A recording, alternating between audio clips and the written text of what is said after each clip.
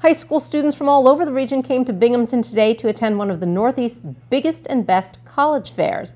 Amanda Kenny shows us what they learned.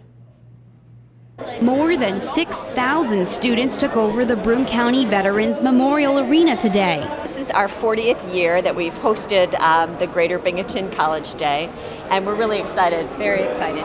With more than 165 colleges or universities in attendance, high school students definitely have a lot to choose from, whether they're interested in the medical fields, business, or trade.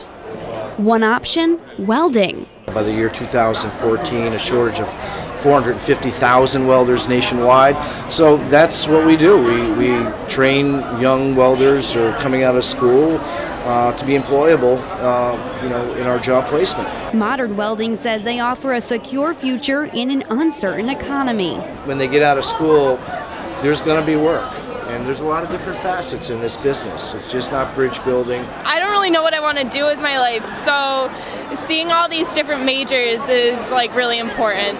Vita Rice may be undecided, but she's already thinking ahead. In this day and age, we really need college for a steady job industry. One with good scholarships or good financial aid, because that's very important. Which is why students may find United States Merchant Marine Academy appealing. It's a tuition paid for by the federal government. Your only expense is a computer, which costs about $1,000, and incidentals like your toothbrush and toothpaste. In Binghamton, Amanda Kenny, Fox 40 News.